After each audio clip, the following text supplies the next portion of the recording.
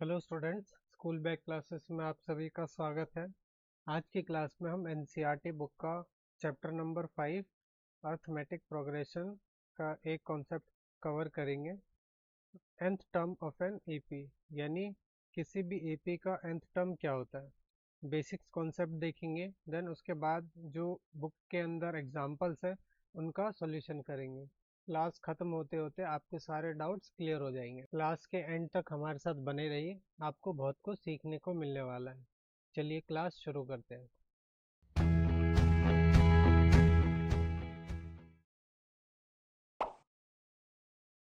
nth term का formula समझने से पहले हम लोग ये समझते हैं कि ये जो फॉर्मूला है ये आया कहाँ से। तो इसके लिए सबसे पहले हम लोग मान के चलते हैं कि हमारे पास एक एपी है जो कि फाइनाइट है, फाइनाइट सीरीज, एक फाइनाइट सीरीज की एपी है जो कुछ इस तरह से, जिसका जो फर्स्ट टर्म है वो a1 है, सेकंड टर्म a2 है, थर्ड टर्म a3 है, फोर्थ टर्म a4 है। इसी तरह ये एपी आगे चलते जा रही है और बीच में कहीं जाके हमारे पास एक टर्म आ रहा है जिसे हम बोला कर रहे हैं an, एंड an के बाद भी ये एपी इसी तरह आगे बढ़ती जा रही है और एक लास्ट टर्म आ जा रहा है am। ठीक है, अब इसी के करस्पॉन्ड हमें कुछ वैल्यूज गिवन है। मान के चलते कि हमारे पास एक सीरीज है, इवन नंबर की सीरीज है, जैसे 2, 4, 6, 8 एंड इसी तरह ये बढ़ता जा रहा है। एंड यहाँ पे हमारे पास मान के चलते हैं वैल्यू है 50 एंड ये बढ़ती जा रही है और यहाँ पे हमारे पास वैल्यू है 100। तो ये हमने एक सीरीज कंसिडर कर ली है कि हमारे पास कोई एक सीरीज है जो कि एपी फॉर्म करती है। अब एपी फॉर्म करने का क्या मतलब है किसी भी सीरीज का, कि इस सीरीज के किसी भी दो नंबर को अगर हम लें, किसी भी दो कंजिक्यूटिव यानी ऐसे दो नंबर जो एक के बाद एक आते हो, उनके बीच का डिफरेंस निकाले तो वो सेम होगा। तो ऐसी जितनी भी सीरीज होती है उन्हें हम एपी कहा करते हैं। तो जैसे इन दोनों का डिफरेंस देखें तो भी 2 आएगा, इन दोनों नंबर्स का डिफरेंस देखें तो भी 2 होगा, इन दोनों नंबर्स 4 और 6 का डिफरेंस देखें तो भी 2 होगा। तो अगर हर एक केस में ये जो डिफरेंस है ये सेम है, कॉमन है, तो इस सीरीज को हम बोलेंगे एपी फॉर्म करती है। ठीक है, अब हम लोग इस सीरीज को यहाँ लिखते हैं। टर्म्स थी हमारे पास a1, a2, a3, a4, इसी तरह ये बढ़ते जा रही थी, फिर बीच में आया था am, फिर बढ़ी और लास्ट टर्म आ गया am। अब ये जो फर्स्ट टर्म है इसको हम ए से भी रिप्रेजेंट करते हैं। जो भी हमने एपी कंसीडर किया है तो इसमें हम मान के चलते कि ए जो है हमारे पास फर्स्ट टर्म है एंड जो डी है ये हमारे पास उस एपी का कॉमन डिफरेंस है।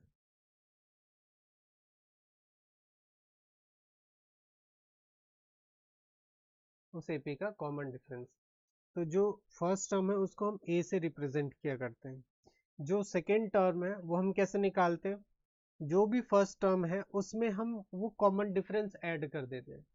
फर्स्ट टर्म क्या था हमारे पास ए, इसमें हम कॉमन डिफरेंस ऐड कर देंगे। कॉमन डिफरेंस क्या है, डी। तो सेकेंड टर्म कैसे निकालेंगे, ए प्लस डी से। थर्ड टर्म हम कैसे निकालेंगे, जो भी लास्ट टर्म आई है उसमें हम डी ऐड कर देंगे। तो लास्ट टर्म क्या है हमारे पास ए प्लस डी, अब ए प्लस डी में हम एक और डी ऐड कर देंगे तो ये क्या बन जाएगा, ए प्लस 2d। अब फोर्थ टर्म हम किस तरह निकालेंगे, जो भी हमारे पास लास्ट टर्म आई है उसमें हम एक डी ऐड कर देंगे। तो a प्लस 2d में हम एक डी और ऐड कर देंगे तो ये बन जाएगा a प्लस 3d। अब यहाँ एक चीज हम लोग नोटिस कर सकते हैं कि यहाँ जो भी नंबर लिखा है उससे पिछला नंबर हमारे पास यहाँ शो कर रहा है। यहाँ जैसे 4 है तो यहाँ 3 शो कर रहा है, यहाँ पे 3 है तो यहाँ 2 शो कर रहा है, यहाँ पे 2 है तो यहाँ पे 1 शो कर रहा है। इसी तरह यहाँ भी देखें, यहाँ 1 है तो यहाँ पे 0 शो कर रहा है, या 0 मल्टीप्लाई बाई डी, या फिर हम कुछ ना भी लिखें तो भी एक ही बात है। तो हमने नोटिस करा कि यहाँ अगर 4 है तो यहाँ 3 है, तो इसी को हम थोड़ा सा और अगर ओपन करें तो हम 2 को हम लिख सकते हैं 2 माइनस 1 इंटू डी, यानी ये जो भी नंबर है इसमें से हम 1 माइनस कर रहे हैं तो यहाँ जो भी नंबर है वो दिख रहा है हमें। इसी तरह A3 को हम क्या लिख सकते हैं, A प्लस, यहाँ 2D है तो 2 को हम किस तरह लिखेंगे, 3 माइनस 1 इंटू डी। इसी तरह अगर ये हमें फोर्थ टर्म बताना हो तो फोर्थ टर्म हम कैसे लिखेंगे, A प्लस, जो भी नंबर है उसमें से हम 1 माइनस कर देंगे तो ये हो जाएगा 4 माइनस 1 इंटू डी। ये तो ऐसे नंबर्स हो गए जो हमें पता था। अब हम जैसे इस एपी को और आगे बढ़ते हैं इस एपी में तो हमारे पास बीच में टर्म आ जाता है an। अगर हमें an के बारे में पता करना हो तो हम क्या कर सकते हैं, हम a लिखेंगे फिर प्लस, जो भी यहाँ पे नंबर है उसमें से 1 माइनस करेंगे और d का मल्टीप्लाई कर देंगे। यहाँ नंबर क्या है हमारे पास n, इसमें हमने 1 माइनस किया और d का मल्टीप्लाई कर दिया तो इससे हमें an की वैल्यू मिल जाएगी। जैसे इससे हमें A4 की वैल्यू मिल रही थी, इससे हमें A3 की वैल्यू मिल रही थी, इससे हमें A2 की वैल्यू मिल रही थी, इसी तरह इससे हमें ये जो भी टर्म्स लिखी है हमने इससे हमें an की वैल्यू मिल जाएगी। अगर हमें am की वैल्यू निकालनी हो तो क्या लिखेंगे हम, a प्लस, जो भी यहाँ नंबर है उससे हमने 1 माइनस कर दिया, यहाँ m था तो m में से हम 1 माइनस करेंगे और d का मल्टीप्लाई कर देंगे। यानी यहाँ पे अगर हम a की, d की और m की वैल्यूज लिखेंगे तो हमारे पास am की वैल्यू आ जाएगी। तो कुछ इस तरह से हम an का फॉर्मूला डिराइव करते हैं। तो an किसके इक्वल हो गए, यहाँ पे हम बोलेंगे a plus n minus 1 into D के। और यहाँ एक और टर्म है am, इसका क्या यूज है, am को हम लास्ट टर्म की तरह यूज करके चलते हैं और लास्ट टर्म को हम l से भी रिप्रेजेंट किया करते हैं तो am को हम l भी लिख सकते हैं। ये चीज आपको ध्यान रखनी है, लास्ट टर्म के लिए हम l यूज करेंगे और l किसके इक्वल होगा, a plus m minus 1 into D के। तो यहाँ से हमने an का जो फार्मूला निकाला है इसका यूज क्या है, सबसे पहले हम लोग ये फार्मूला लिखते हैं एक बार यहाँ साइड में। तो an इक्वल आया है हमारे पास a plus n minus 1 into d. अब ये जो फार्मूला है ये एक पॉइंटर की तरह काम करता है।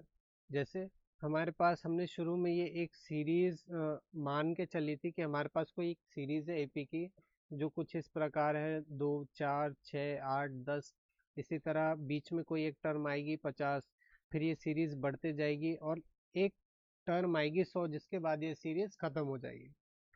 अब यहाँ से तो हम देख रहे हैं कि जो इसकी पहला टर्म है वो 2 है, चौथा टर्म 8 है, पर हम ये कैसे बता सकते हैं कि इस सीरीज का जो 7वां टर्म है वो क्या होगा, या फिर ये हम कैसे बता सकते हैं कि ये जो 50 है ये इस सीरीज का कौन से नंबर का टर्म है।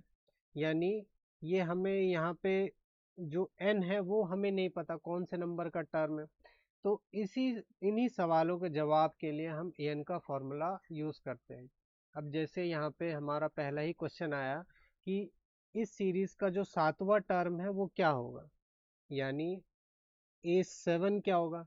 तो A7 हम किस तरह निकालेंगे, तो हम लिखेंगे A प्लस, यहाँ जो भी नंबर है उसमें हम 1 माइनस करेंगे या 7 माइनस 1 और उसका मल्टीप्लाई d से कर देंगे तो ये बन जाएगा A प्लस 6d।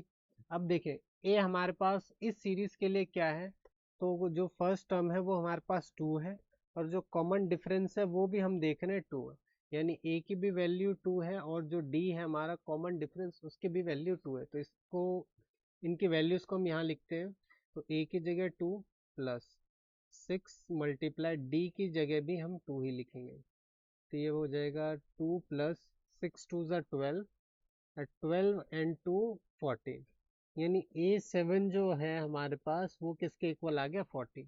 यानी हमने इस फॉर्मूले की हेल्प से बिना सीरीज को आगे तक लिखे ही बता दिया कि जो 7th टर्म होगी इस सीरीज की वो क्या होगी। क्या बताया हमने, यहाँ पे क्या हो जाएगी 40। अब अगला क्वेश्चन ये है कि ये जो सीरीज है इसमें एक टर्म आ रही है 50। अब ये जो 50 है ये इस सीरीज में कौन से नंबर की टर्म है, यानी n की वैल्यू यहाँ पर क्या होगी हमें वो बताना है। तो अब सेम फॉर्मूला हम यूज करेंगे, an is equals to a plus n minus one into d. अब हम देख रहे हैं an हमारे पास इस केस में गिवन है, यानी an की वैल्यू हमें क्या दे रखी है 50, तो an को हम रिप्लेस कर देंगे 50 के साथ। a हमें पता है, a की वैल्यू क्या है 2 plus n minus one into D, D की क्या वैल्यू है 2। अब इसको हम सिंपली सॉल्व करेंगे, देन यहाँ से हमारे पास n की वैल्यू आ जाएगी। तो देखिए 50 में से हम 2 माइनस करेंगे तो आ जाएगा 48 equal n minus one into two. अब ये जो 2 है इसके साथ मल्टीप्लाई हो रहा है तो इस साइड आएगा तो डिवाइड हो जाएगा, 48 divide by 2 is equals to n minus one, and 48 से इसको डिवाइड करेंगे तो 24 आ जाएगा, 24 इक्वल है n माइनस वन के। और सिंपली n की वैल्यू निकालेंगे तो ये माइनस वन है, लेफ्ट साइड आएगा तो 24 में प्लस हो जाएगा, तो n की क्या वैल्यू हो जाएगी यहाँ पे 25। यानी ये जो 50 टर्म है इस सीरीज का हम ये कह सकते हैं कि इस सीरीज का जो 25th टर्म होगा वो क्या होगा 50, यानी इस सीरीज का जो 25th टर्म होगा वो क्या हो जाएगा 50। तो इस तरह के जो भी सवाल होते हैं हमारे पास, जो भी क्वेश्चंस आते हैं एपी से रिलेटेड, उस क्वेश्चंस को हम एन फॉर्मूले की हेल्प से सॉल्व करते हैं। एक चीज और ध्यान रखनी है हमें यहाँ पे इस फॉर्मूले में कि ए जो है किसी भी, ये जो ए एन का फॉर्मूला है हम किसी भी एक एपी के लिए ही अप्लाई करेंगे, यानी किसी एक नंबर ऑफ सीरीज के लिए ही अप्लाई करेंगे, और उस सीरीज के लिए जो ए है हमारे पास वो फिक्स होगा, यानी उस सीरीज का जो फर्स्ट टर्म होगा वो हमारे पास फिक्स होगा। इसी तरह वो उसी एपी का जो डी है यानी कॉमन डिफरेंस है वो भी फिक्स होगा, हम जानते हैं कि कॉमन डिफरेंस फिक्स ही रहता है, और ए भी हमारे पास फिक्स है, डी भी हमारे पास फिक्स है। बस एक ही ऐसी चीज है इस फॉर्मूले में जो वेरी करती है, यानी बार बार चेंज होती है, वो क्या है एन।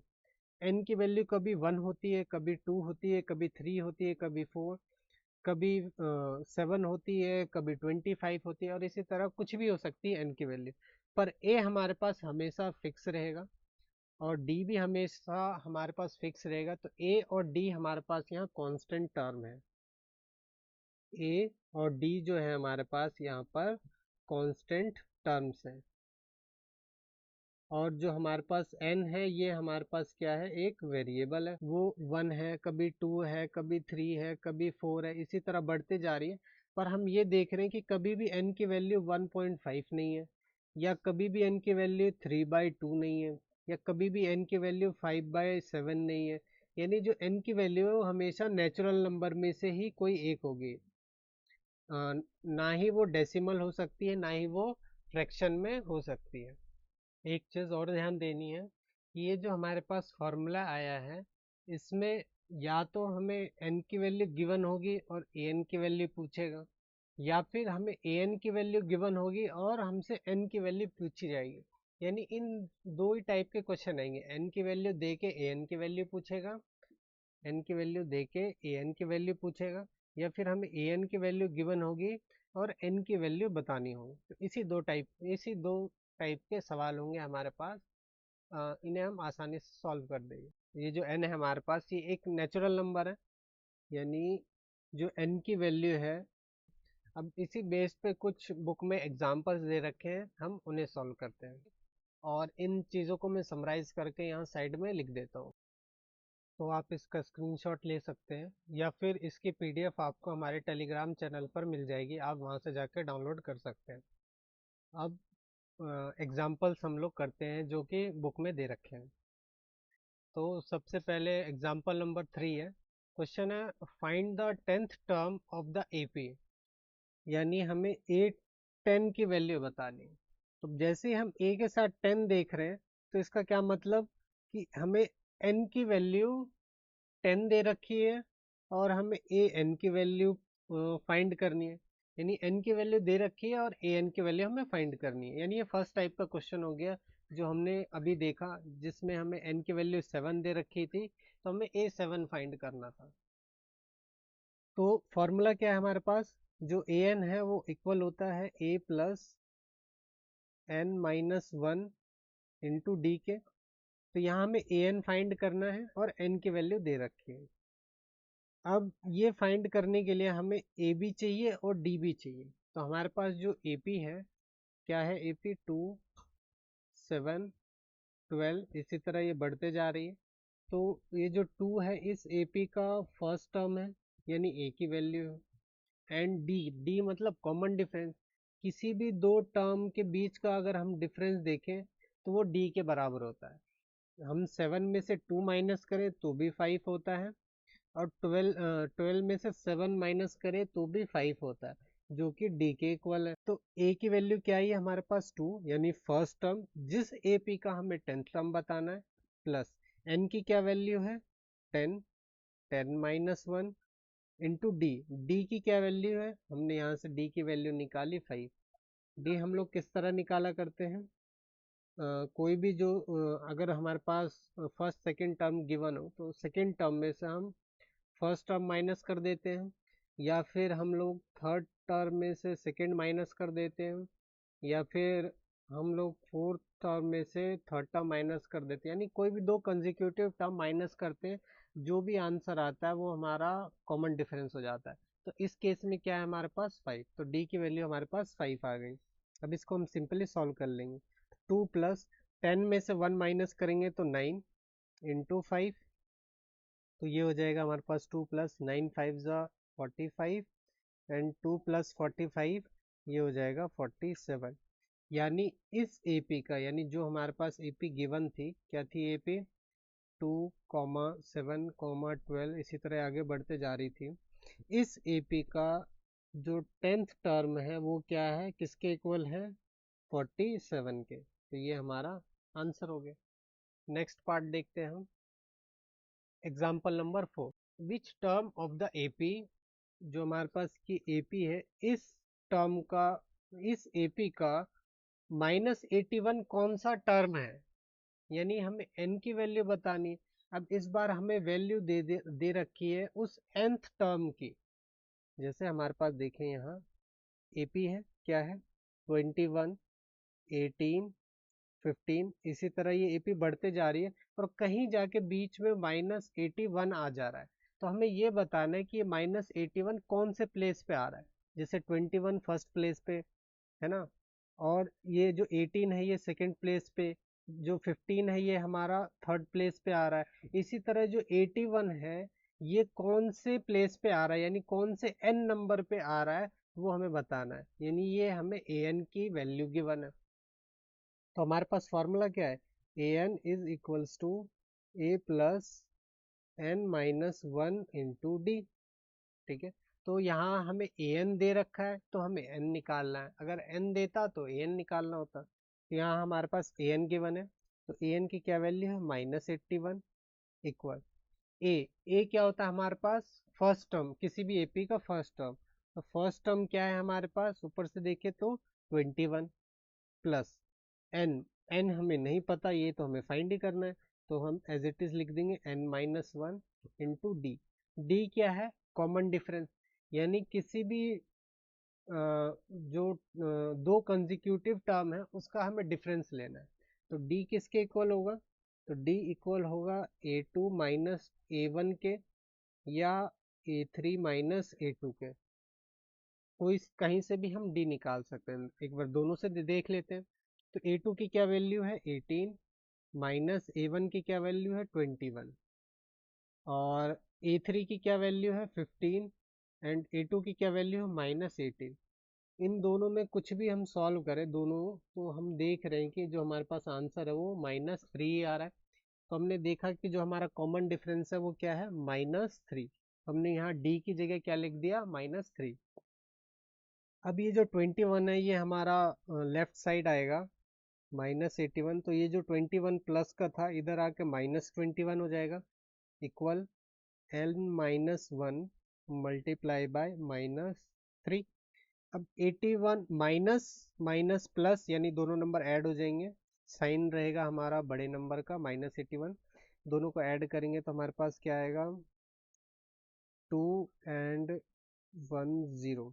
यानी 102 हो गया इन दोनों को ऐड करने के बाद -102 n-1 मल्टीप्लाई बाय -3। अब इस नंबर के साथ ये मल्टीप्लाई में है -3, इस साइड आएगा तो डिवाइड हो जाएगा, तो -102 divide by -3 is equals to n-1। अब माइनस से माइनस साइन कैंसिल, 102 को अगर हम 3 से डिवाइड करें तो क्या आएगा हमारे पास, 3 and 4 34, 3 3 9, 1 कैरी 12, 3 4 34, यानी 34 इक्वल है n-1 के। तो ये जो -1 है लेफ्ट साइड आएगा 34 में ऐड हो जाएगा, तो n की क्या वैल्यू हो जाएगी, 35। इसका क्या मतलब, यानी इस AP का जो 35 टर्म है वो क्या हो जाएगा, -81। यानी ये an की जगह हम यहाँ an को किससे रिप्लेस कर देंगे, A35 से।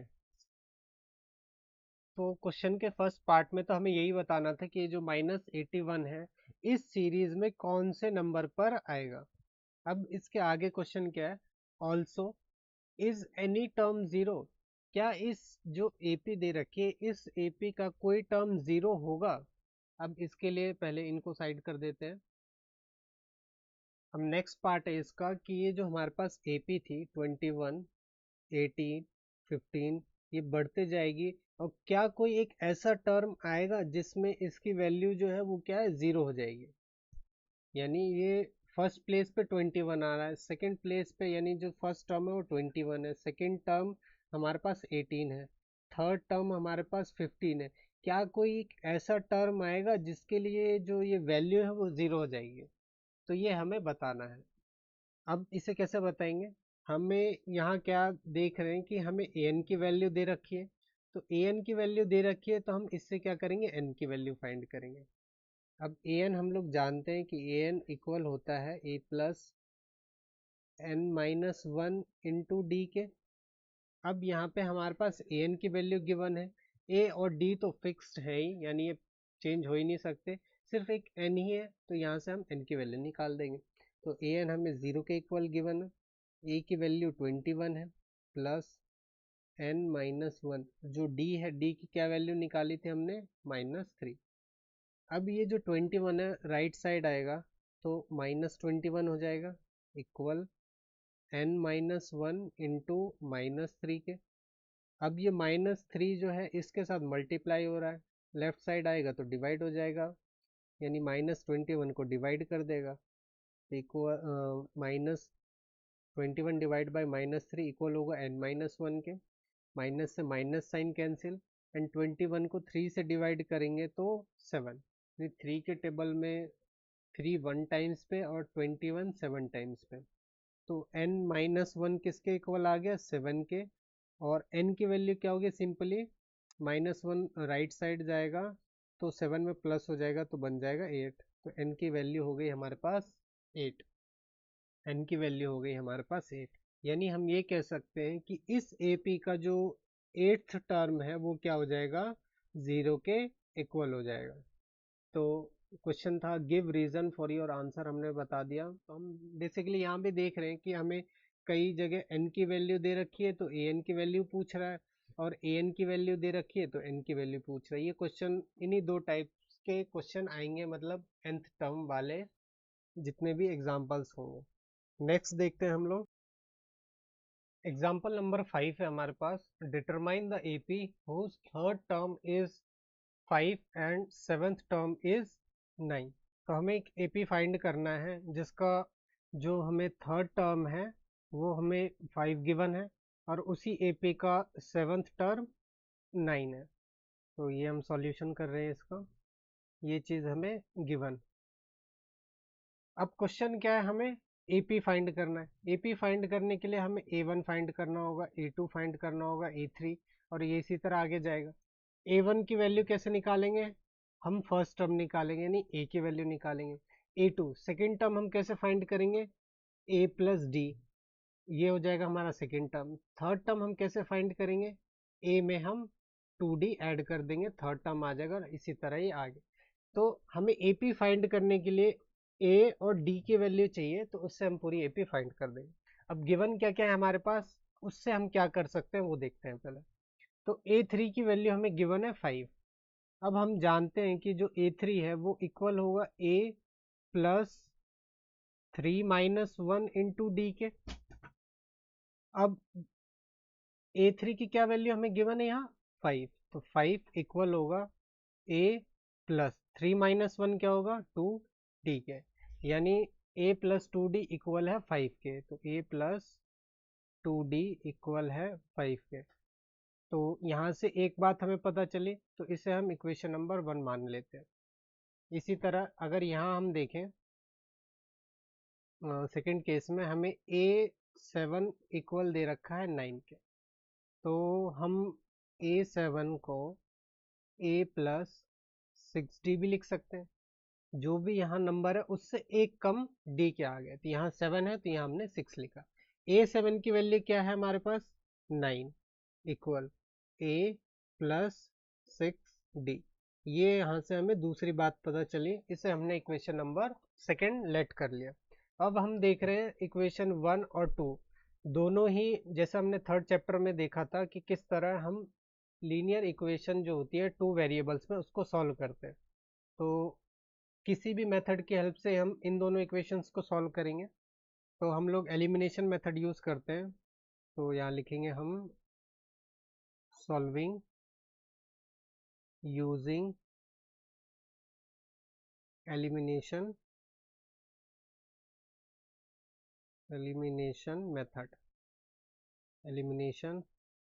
मेथड। तो दोनों इक्वेशन को हम एलिमिनेशन मेथड की हेल्प से सॉल्व करते हैं। तो फर्स्ट इक्वेशन थी हमारे पास A plus 2D equal 5 and second equation थी A plus 6D equal 9। A plus 6D equal 9। अब हम इन दोनों इक्वेशन को ऐड करें या सब्ट्रैक्ट करें, कुछ भी करना है ताकि हमारा कोई भी एक वेरिएबल या तो A या फिर D एलिमिनेट हो जाए। तो हम यहाँ देख रहे A इजीली एलिमिनेट हो जाएगा अगर हम फर्स्ट इक्वेशन को सेकंड से माइनस कर दें। तो जैसे ही हम इक्वेशन के बाहर माइनस का साइन लगाते हैं तो सबके साइन चेंज हो जाते हैं। तो जो प्लस का A था ये माइनस A हो जाएगा, प्लस का जो 6D था ये माइनस का 6D हो जाएगा, ये प्लस का जो 9 था ये माइनस 9 हो जाएगा।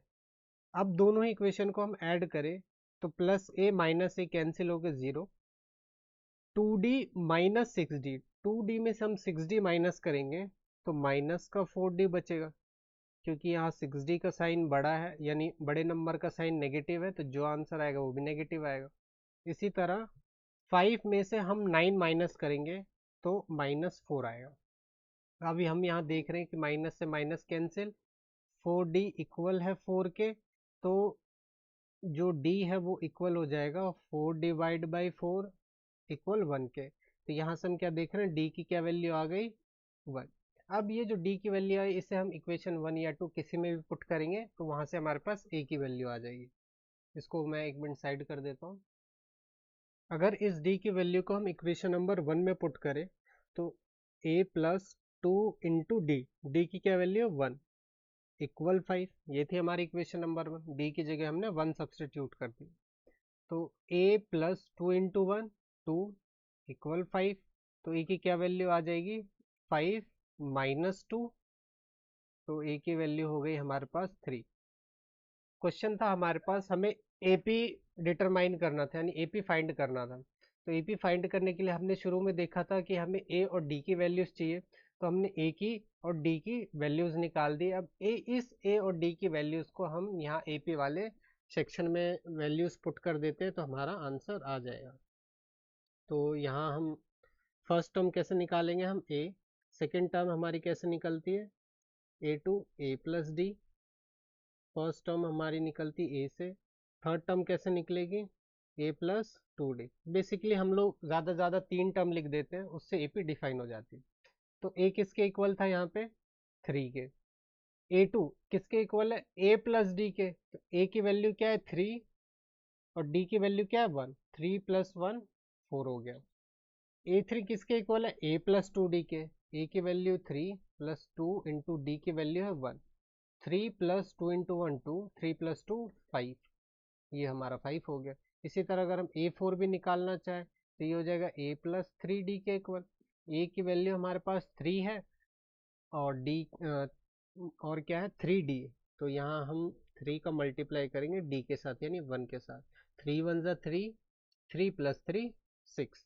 तो देयरफॉर जो हमारी AP हो जाएगी वो क्या हो जाएगी, किस हिसाब से किस तरह की सीरीज है हमारी AP, जो किस तरह के नंबर आए हमारे पास, तो 3 आया, 4 आया, 5 आया, 6 आया और इसी तरह ये AP बढ़ते जा रही है। तो ये हमारा आंसर होगा। नेक्स्ट देखते हैं हम लोग। एग्जाम्पल नंबर 6 है, check whether 301 is a term of the list of numbers this. तो हमारे पास एक लिस्ट दे रखी है नंबर की, ये नहीं बताया कि ये AP है या नहीं। सबसे पहले हम चेक करेंगे कि ये जो नंबर की लिस्ट दे रखी है ये एक AP है या नहीं। अगर ये एक AP फॉर्म करता है तो उसके बाद हम चेक करेंगे कि 301 इस लिस्ट का नंबर होगा या नहीं। तो सबसे पहले जो नंबर की सीरीज लिखी है हम वो लिखते हैं। तो 5 है, 11 है, 17 है एंड 23 है और ये इसी तरह आगे बढ़ रही है। अब कोई भी जो सीरीज है वो AP फॉर्म करती है या नहीं, कैसे चेक करते हैं हम, इनके बीच का कॉमन डिफरेंस चेक करते हैं कॉन्जिक्यूटिव। जैसे 11 और 5 के बीच का कॉमन डिफरेंस देखेंगे, 17 और 11 के बीच का कॉमन डिफरेंस देखेंगे, 17 और 23 के बीच का कॉमन डिफरेंस देखेंगे। अगर सेम आया तो ये जो सीरीज है ये एक AP फॉर्म करेगी। तो D इज इक्वल्स टू किसके होगा, या तो हम A2 में से A1 माइनस कर दें, या फिर हम A3 में से A2 माइनस कर दें, या फिर हम A4 में से A3 माइनस कर दें। अगर ये तीनों ही सेम आए तो ये जो सीरीज है AP होगी। तो चेक करते हैं हम, 11 माइनस 5 एंड यहाँ से A3 की वैल्यू 17 माइनस 11 एंड यहाँ 23 माइनस 17। 11 में से 5 माइनस किया 6, 17 में से 11 माइनस किया 6, 23 में से 17 माइनस किया तो भी 6। तो हम देख रहे हैं कॉमन डिफरेंस हमारा सेम है, देयरफॉर जो हमारी गिवन सीरीज है वो एक AP फॉर्म करेगी। तो हम यहाँ लिख देते हैं therefore the given series forms an AP। अब हमने ये चेक कर लिया कि ये जो सीरीज है ये एक AP फॉर्म कर रही है। अब इसके बाद हम चेक करेंगे क्या इस सीरीज में कहीं आगे चल के हमें 301 मिलेगा या नहीं। यानी ये जो 5 है ये हमारा फर्स्ट टर्म हो गया, 11 हमारा सेकेंड टर्म हो गया, 17 थर्टीन टर्म हो गया, थर्ड टर्म हो गया, 23 फोर्थ टर्म हो गया। क्या ऐसी कोई टर्म है, यानी n कोई ऐसा an है जिसके लिए जो वैल्यू हो इसकी 301, यानी कोई n का ऐसे प्लेस के लिए उसकी वैल्यू 301 होनी चाहिए। तो इसका क्या मतलब, हमें an की वैल्यू गिवन है, अगर हमें an की वैल्यू गिवन है तो इससे हमें n की वैल्यू फाइंड करनी है। अब फाइंड करते हैं हम लोग। तो हमारा फॉर्मूला क्या होता है, an is equals to a plus n minus 1 into d. an की वैल्यू हमें गिवन है, क्या है 301, इक्वल a और d ये तो फिक्स होता है। तो a की वैल्यू क्या है हमारे पास, AP से देखे तो हम 5 plus n minus 1 multiply by D. D की क्या वैल्यू आई है 6। अब इसको सिंपली हम सॉल्व करेंगे और n की वैल्यू चेक करते हैं। अब हम ये जो 5 है लेफ्ट हैंड साइड लेके आएंगे तो माइनस हो जाएगा 301 में से, तो ये हो जाएगा n माइनस 1 मल्टीप्लाई बाई 6। अब 301 में से 5 माइनस करेंगे हम तो 296 आएगा, is equals to n minus 1 into 6। एक मिनट, 296 इक्वल था n माइनस 1 इंटू 6 के।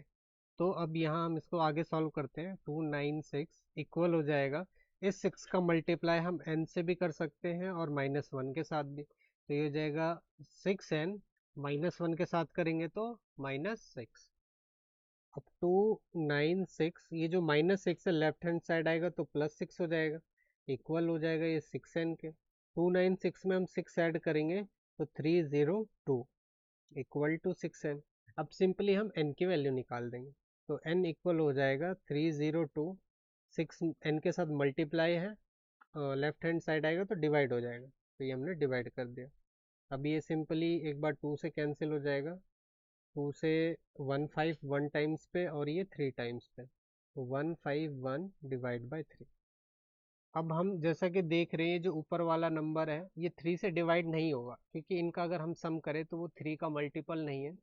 5 + 1 6, 6 + 1 7, जो 7 है वो 3 का मल्टीपल नहीं है। तो जो 151 है ये प्रॉपरली 3 से डिवाइड नहीं होगा। तो क्या देख रहे हैं हम, जो n है हमारा यहाँ पे एक फ्रैक्शन वैल्यू आ गई, n becomes a fraction value. तो यहाँ जो n है हमारे पास ये फ्रैक्शन वैल्यू हो गई। पर हमने देखा था कि अगर कोई nth टर्म किसी एपी का टर्म होता है तो वो वहाँ जो n की वैल्यू होती है वो हमेशा एक पॉजिटिव नेचुरल नंबर होता है। पर यहाँ n तो हमारा फ्रैक्शन नंबर आ गया। हम पीछे जाए एक बार, तो यहाँ मैंने आपको बताया था कि जो n है हमारा कभी भी फ्रैक्शन वैल्यू नहीं हो सकता। यहाँ मैं लिखना भूल गया, n जो हमारा होता है वो एक नेचुरल नंबर होता है, नेचुरल नंबर होता है। तो यहाँ पे हमारा n एक फ्रैक्शन वैल्यू आ गई। तो इसका क्या मतलब है कि ये जो 301 है इस एपी का टर्म हो ही नहीं सकता। ठीक है, तो therefore 301 is not the term of given list of numbers. तो ये जो 301 है ये जो हमें गिवन लिस्ट दे रखी थी उसका टर्म नहीं हो सकता। क्यों? क्योंकि यहाँ जो n की वैल्यू थी ये एक पॉजिटिव इंटीजर यानी नेचुरल नंबर ना होके एक फ्रैक्शन वैल्यू आ गई। और हमने ये सीखा है कि अगर ये जो n है वो अगर AP का केस है तो उसमें हमेशा ही एक नेचुरल नंबर होता है। तो इस तरह हम इसका आंसर लिखेंगे। तो ये हमारा यहाँ खत्म होता है। नेक्स्ट पार्ट देखते हैं इसका हम। Example number 7। क्वेश्चन है how many 2 digits number are divisible by 3। तो ऐसे कितने 2 डिजिट नंबर हैं जो 3 से डिवाइड होते हैं। तो जो सबसे पहला हमारा 2 डिजिट नंबर है वो क्या होता है 10। सेकंड क्या है 11, दोनों ही 3 से डिवाइड नहीं होंगे। थर्ड क्या है हमारे पास 12। तो हम सॉल्यूशन लिखते हैं यहाँ। तो पहला जो नंबर है 2 डिजिट नंबर जो 3 से डिवाइड होता है वो 12 है। उसके बाद कौन सा? 13 भी नहीं होता, 14 भी नहीं होता, 15, 16 नहीं होता, 17 नहीं होता, 18 होता है। और इसी तरह ये सीरीज चलते जा रही है। अब ये जाके कहाँ खत्म होगी? अब हमें देखना है, हमारे पास एक लिमिट है यानी 2 डिजिट नंबर है। लास्ट 2 डिजिट नंबर क्या होता है हमारे पास? 99। क्या 99 3 से डिवाइड होता है? तो हम देखें ये डिवाइड होगा। तो यहाँ पे हमारा जो लास्ट नंबर है वो 99 है, 2 डिजिट नंबर। तो ये 3 से डिवाइड होता है। अब हमें ये चेक करके बताना है ये जो एक एपी फॉर्म हो रही है जिसका कॉमन डिफरेंस हम देख पा रहे हैं 3 है, इसमें नंबर ऑफ टर्म्स कितने हैं, यही क्वेश्चन है। How many 2 digit numbers are divisible by 3। ऐसे कितने नंबर हैं जो 10 से लेके 99 के बीच में जो 3 से डिवाइड होते हो, यही हमारा क्वेश्चन है। तो हम देख रहे हैं ये जो 12 है ये हमारा फर्स्ट टर्म है, इसे हम A1 लिखेंगे। जो 15 है ये हमारा सेकेंड टर्म है, ये A2। जो 18 है ये हमारा थर्ड टर्म है, A3 लिखेंगे। और जो 99 है ये हमारा nth टर्म है। हमें इसी n की वैल्यू यहाँ पे फाइंड करनी है। तो अब हम देख रहे हैं an वाला हमने जब फॉर्मूला पढ़ा था तो वहाँ दो ही केस थे, हमें an की वैल्यू दे रखी होगी और n की वैल्यू फाइंड करनी होगी, या किसी केस में n की वैल्यू दी होगी और an की फाइंड करनी होगी। ये हमारा फर्स्ट केस वाला है। तो अब इसको हम फाइंड करते हैं। अब कैसे? हम फॉर्मूला जानते हैं कि an इज इक्वल होता है a plus n minus 1 into D के। यहाँ पे हमें किस किस चीज़ की वैल्यू गिवन है? an दे रखा है, a की वैल्यू गिवन है और d हम फाइंड कर लेंगे। तो an की क्या वैल्यू? 99। यहाँ हमने an की जगह 99 पुट कर दिया। a फर्स्ट टर्म क्या है इस एपी का? हमारा 12। तो a की जगह हमने लिख दिया 12 plus n minus 1 multiply by D. D क्या है? Common difference.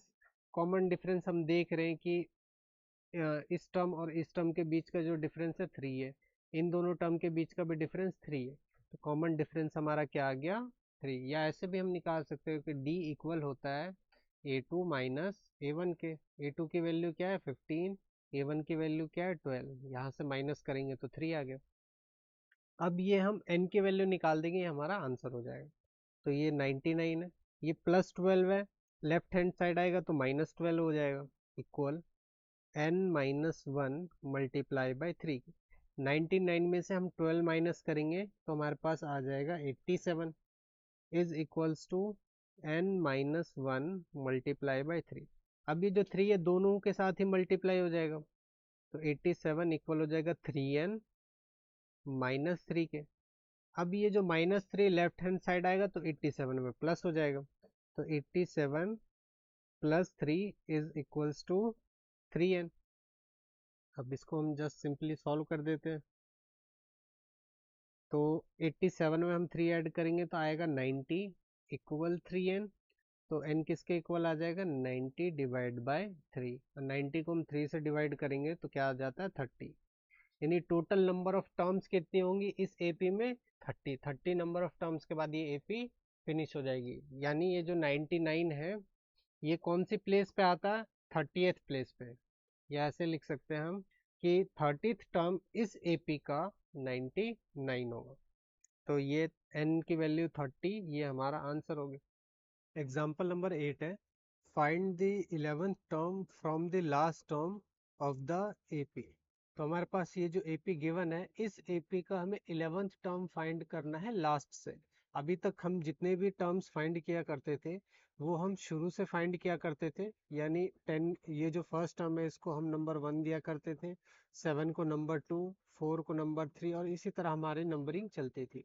पर जो अब हमें 11th टर्म फाइंड करना है ये लास्ट से करना है, यानी ये जो -62 है ये हमारा फर्स्ट नंबर होगा, इससे पहले वाला नंबर हमारा सेकंड होगा, इससे पहले वाला नंबर हमारा थर्ड होगा, और इसी तरह ये एपी पीछे की तरफ बढ़ेगी और लास्ट में ये 10 पे आके फिनिश हो जाएगी। तो अब ये कैसे फाइंड करेंगे उसको समझने से पहले हमें एक सिचुएशन को समझना होगा, पहले वो देखते हैं, उसके बाद इस क्वेश्चन को हम करेंगे। मान के चलते हैं कि कुछ स्टूडेंट्स हैं जो कि एक रूम में बैठे हुए हैं, जिनकी जो सिटिंग की नंबर है वो 1 है, 2 है, 3 है, और इसी तरह ये नंबर्स आगे चलता जा रहा है। तो क्वेश्चन ये है हमारे पास कि जो स्टूडेंट ए है इसकी हमें पोजीशन बतानी है लास्ट से, कि लास्ट से इसकी पोजीशन क्या होगी, और स्टूडेंट बी जो है जहाँ पे ये बैठा हुआ है उसकी भी पोजीशन हमें लास्ट से बतानी है कि क्या होगी। अब इसका जवाब हम कैसे देते हैं पहले वो आप एक बार समझिए। तो सबसे पहले हमें लास्ट का नंबर पता होना चाहिए कि जो लास्ट नंबर की सीट है वो कौन से नंबर पे आती है। तो उसके लिए हम सिंपली यहाँ काउंटिंग कर लिख देते हैं आगे। तो ये 3 था, तो ये 4 होगा, ये 5 नंबर सीट है, ये 6, ये 7, ये। तो पहला काम था हमारा लास्ट नंबर पता करना, तो लास्ट नंबर हमने पता कर दिया। लास्ट नंबर की सीट क्या थी, 8। अब हमें स्टूडेंट ए की पोजीशन बतानी है लास्ट से, तो अब वो कैसे बताएंगे, या तो हम सिंपली काउंट कर ले यहाँ से 1 2 3 4 5, सिंपली काउंट कर ले। तो यहाँ से हमने बता दिया जो हमारा स्टूडेंट ए है वो लास्ट से 5th नंबर चेयर पर बैठा हुआ है। पर यही अगर जो सिटिंग प्लान होता काफी बड़ा होता, जो कि नंबर हम काउंट ना कर पाते जनरली, तो हमारे लिए मुश्किल होता। तो इसी के लिए एक फॉर्मूला है। अब ध्यान से देखें कि हम किस तरह जो स्टूडेंट ए है उसकी पोजीशन निकालेंगे लास्ट से। तो सबसे पहले हमने डिटरमाइन किया कि जो लास्ट नंबर ऑफ सीट है उसकी नंबर क्या है, तो हमने देखा उसका नंबर क्या है 8। अब 8 में से हम माइनस करेंगे जो हमारा स्टूडेंट ए है उसकी पोजीशन, जो कि क्या थी 5। तो 8 में से हमने 5 माइनस किया। अब इसमें हम +1 कर देंगे, तो इसको अगर हम सॉल्व करें तो क्या आता है 4। यानी हम देख रहे हैं कि अगर हमें एक स्टूडेंट की पीछे से पोजीशन पता हो जो कि 5 थी, तो हम उसकी आगे से भी पोजीशन बता सकते हैं। ठीक है, अगर इसी तरह हमें स्टूडेंट बी की पोजीशन बतानी हो और हमें ये पता हो कि जो स्टूडेंट बी है वो पीछे से 3rd नंबर पे बैठा है, तो आगे से कौन से नंबर पे बैठा होगा ये कैसे बताएंगे हम। तो 8 में से हम माइनस करेंगे जो पीछे से बैठा है यानी 3rd नंबर पे, और उसमें हम 1 प्लस कर देंगे। तो 8 में से 3 माइनस किया 5, 5 + 1 6। तो हम ये कह सकते हैं कि ये जो स्टूडेंट है जो पीछे से 3rd नंबर पे बैठा था वो आगे से 6 नंबर पे बैठा है, जो कि हम यहाँ भी क्लियरली देख पा रहे हैं। तो इसी तरह ये जो हमारे पास एक एपी गिवन है, सबसे पहले हम इसका लास्ट नंबर पता करेंगे, यानी ये जो -62 है इस एपी का कौन सा टर्म है। उसके बाद सेम इसी तरह हम इसकी पोजीशन, यानी जो भी हमें टर्म बताना है 11th टर्म, उसको हम आगे के रिस्पेक्ट में बताएंगे। अब वो कैसे करते हैं वो देखिए, इसको मैं यहाँ साइड कर देता हूँ। तो हमारे पास एपी क्या गिवन थी, 10, 7, 4, और ये चलती जा रही थी और -62 पे ये फिनिश हो गई। तो हम यहाँ क्लियरली देख पा रहे हैं कि जो 10 है वो हमारा इस एपी का फर्स्ट टर्म है, और जो डी कॉमन डिफरेंस है उस एपी का कैसे निकालेंगे हम, A2 में से हम A1 माइनस करेंगे। A2 क्या है 7, A1 क्या है 10, 7 में से अगर हम 10 माइनस करें तो क्या आता है हमारे पास -3। हमारे पास A की वैल्यू आ गई और D की वैल्यू आ गई।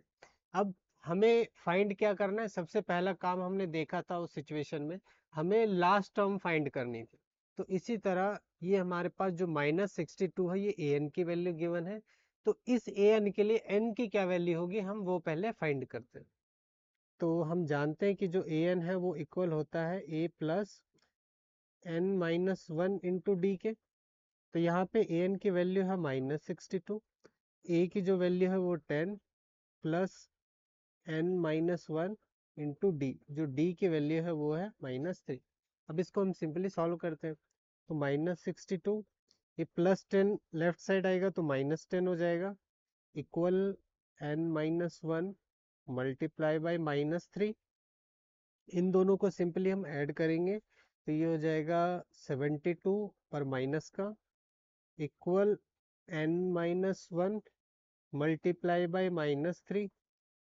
अब ये जो -3 है इसके साथ मल्टीप्लाई हो रहा है, लेफ्ट साइड आएगा तो इसके साथ डिवाइड हो जाएगा, तो हम इसको यहीं पे डिवाइड कर देते हैं, -3 डिवाइड हो जाएगा, माइनस से माइनस साइन कैंसिल।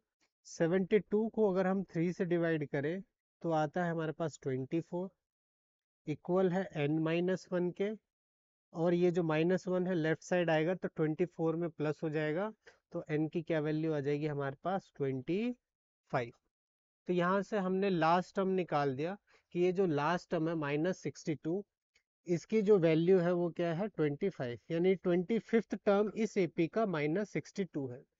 अब हमें लास्ट से 11th टर्म बताना है, तो अब वो कैसे बताएंगे, तो उसके लिए हम 11th टर्म की पोजीशन फाइंड करेंगे आगे से।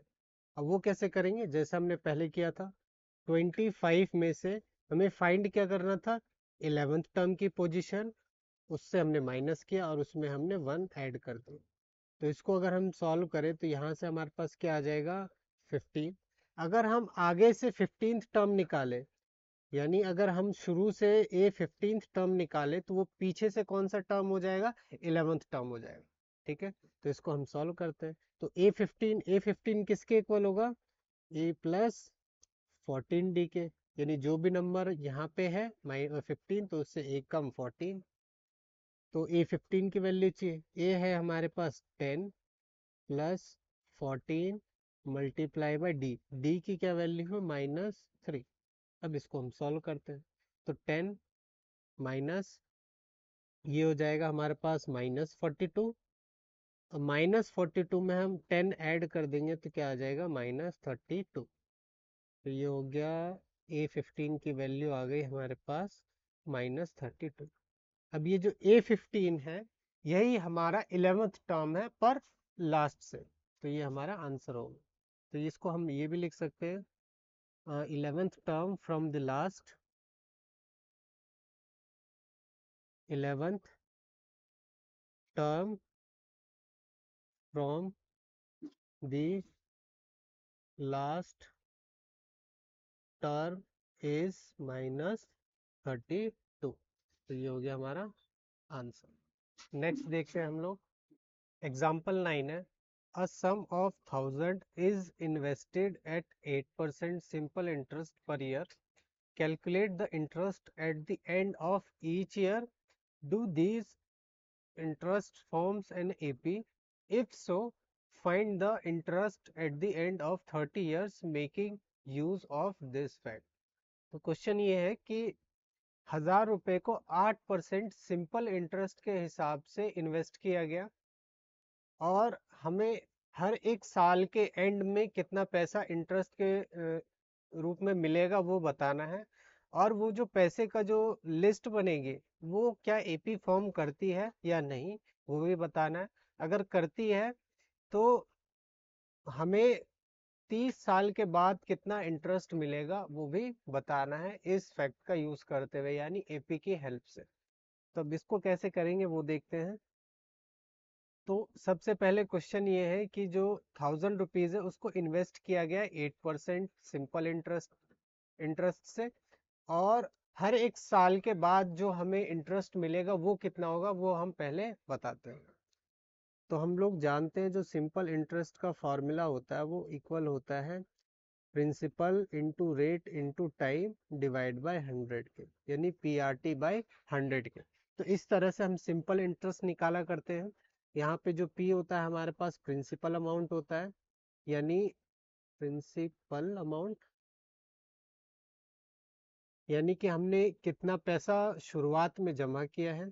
आर हमारा होता है रेट कि क्या रेट मिल रहा है उस पैसे का हर एक साल के लिए। और टी होता है हमारे पास टाइम पीरियड कितने समय के लिए हमने वो पैसा जमा किया।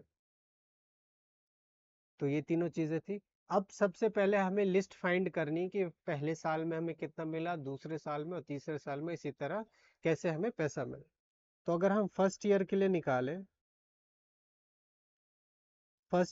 निकालें तो जो हमारे पास सिंपल इंटरेस्ट होगा यहाँ हम लोग लिख देते हैं simple interest of first year. तो वो किसके इक्वल होगा P R T divide by 100 के। तो प्रिंसिपल अमाउंट हमारे पास क्या था 1000 इंटू रेट क्या था हमारे पास 8। हम फर्स्ट ईयर के लिए निकाले तो टाइम कितना हो गया हमारे पास 1 ईयर डिवाइड बाय 100।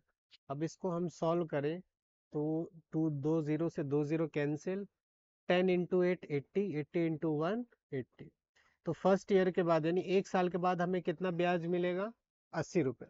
इसी तरह अगर हम सेकेंड ईयर के लिए निकालें सेम फॉर्मूला लगेगा P R into two. Time की जगह हम यहाँ 2 ईयर है तो 2 लिख दिया डिवाइड बाय 100।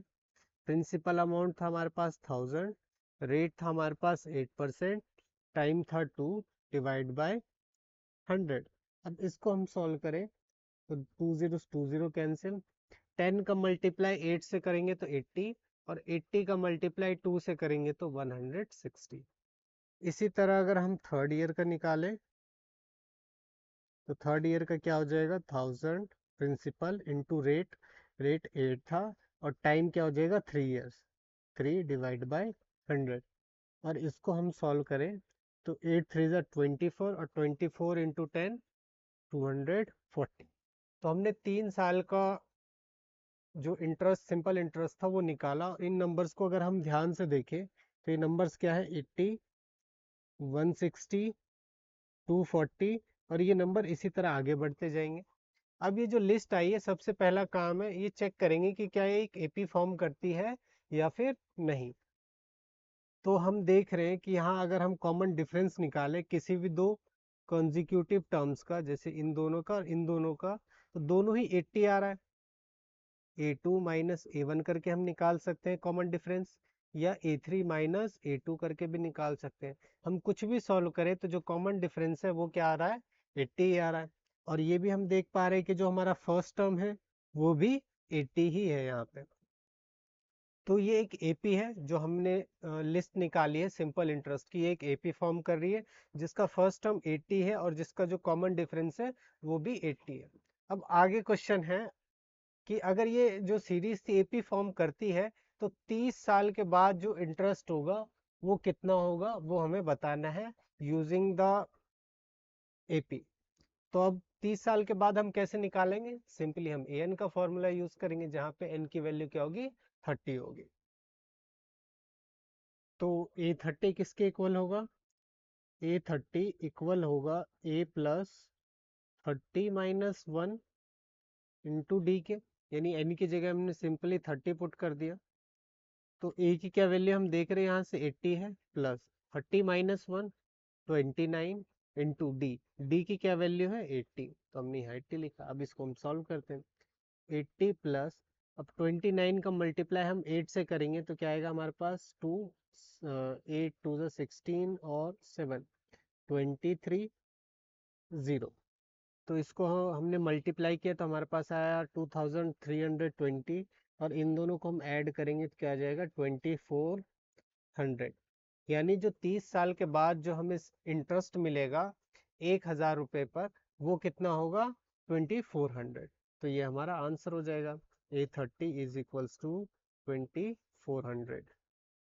तो इस तरह हम इस क्वेश्चन को करेंगे। नेक्स्ट क्वेश्चन देखते हैं हम लोग। एग्जाम्पल नंबर 10 है, in a flower bed there are 23 rose plant in the first row. First row में हमारे पास 23 रोज प्लांट्स थे, एंड सेकेंड रो में हमारे पास 21 थे, थर्ड रो में 19 थे, और इसी तरह ये सीरीज आगे जा रही थी। और there are 5 rose plants in the last row, यानी रोज प्लांट जो थे लास्ट रो में कितने थे 5 थे। How many rose are there in the flower bed, तो उस फ्लावर बेड में टोटल कितने नंबर ऑफ रोज थे ये हमें बताना है। अब क्वेश्चन क्या है पहले इसको क्लियरली समझते हैं। तो एक फ्लावर बेड है, फ्लावर बेड का मीन्स होता है फूलों की क्यारियां, लाइक दिस। हमारे पास एक फूलों की क्यारियां हैं, यहाँ बहुत सारे फ्लावर्स लगे हुए हैं। तो इसमें जो हमारे पास ये जो फर्स्ट रो है, इसके अंदर टोटल 23 नंबर ऑफ रोज के प्लांट हैं, एंड जो सेकेंड रो है इसके अंदर 21 नंबर ऑफ रोज प्लांट है। जो थर्ड रो है इसके अंदर 19 नंबर ऑफ रोज प्लांट है, और इसी तरह ये क्यारियां जो हमारी रोज है आगे बढ़ती जा रही है। और जो लास्ट रो है इसके अंदर 5 रोज प्लांट प्लांट है हमारे पास। तो हमें बताना टोटल नंबर ऑफ रोज इसमें कितने हैं, ठीक है, यानी हमें n की वैल्यू बतानी। अब ये इस सीरीज को हम पहले सबसे पहले लिखते हैं। यहाँ क्या है 23 21 19, और ये इसी तरह आगे जा रही है और खत्म हो जाती है ये 5 पे जाके। अब इस पूरे ही क्वेश्चन में हमें ये नहीं बताया गया कि ये जो सीरीज है एक एपी फॉर्म करती है या नहीं। तो सबसे पहले हम चेक करेंगे कि क्या ये एक एपी फॉर्म करती है या नहीं। तो हम देख रहे हैं एपी फॉर्म करने के लिए हम सिर्फ कॉमन डिफरेंस चेक किया करते हैं किसी भी दो कंसेक्यूटिव टर्म्स का। तो हम इन दोनों टर्म्स का चेक करें। जो डी है वो इक्वल होता है हमारे पास A2 माइनस A1 के, या A3 माइनस A2 के। और यहाँ हम क्लियरली देख रहे हैं कि इन सब का जो कॉमन डिफरेंस है वो क्या है 2। 23 में से 21 माइनस करेंगे तो भी 2 आएगा, और 21 में से 9, एक मिनट सॉरी, यहाँ हम 21 में से 23 माइनस करेंगे, 21 में से 23 माइनस करेंगे, और 19 में से 21 माइनस करेंगे। A3 की वैल्यू 19 है, A2 की वैल्यू 21 है, तो क्या आएगा हमारे पास -2। तो यहाँ से हमने देखा जो डी है कॉमन डिफरेंस है वो इन हर एक केस के लिए सेम ही है, ऐसा हम मान के चलते हैं। तो जो कॉमन डिफरेंस आया वो हमारे पास क्या है -2। और ये भी पता है कि जो फर्स्ट टर्म है इस एपी का वो क्या है 23, तो ए की भी हमें वैल्यू पता है। एक चीज और पता है हमें कि ये जो एपी है हमारे पास इसका जो लास्ट टर्म है वो क्या है 5, यानी जो ए एन है, या फिर हम कहते हैं एल, लास्ट टर्म को हम एल से भी रिप्रेजेंट करते हैं, जो एल की वैल्यू है वो है 5। तो हमें तीन बातें पता है टोटल, कॉमन डिफरेंस, ए की वैल्यू, और लास्ट टर्म। हमें बताना है क्या है एन की वैल्यू। अब जैसा मैंने पहले कहा था यहाँ पे हमें ए एन की वैल्यू गिवन है और एन की वैल्यू बतानी है, तो इसको हम सिंपली सॉल्व करेंगे और आंसर निकालेंगे। तो हम लोग जानते हैं जो ए एन का फॉर्मूला होता है वो क्या होता है A+n-1 इंटू डी। अब यहाँ में ए एन की वैल्यू गिवन है 5, ए की क्या वैल्यू है यहाँ पे 23, प्लस n-1, एन की वैल्यू में फाइंड करनी है, इंटू डी। डी की क्या वैल्यू हमने देखी -2। अब इसको हम सॉल्व करते हैं। ये +23 लेफ्ट साइड आएगा तो -23 हो जाएगा, -23 इक्वल n-1 मल्टीप्लाई बाई -2। अब 23 में -23 में 5 प्लस करेंगे क्या आएगा -18, इक्वल n-1 मल्टीप्लाई बाई -2,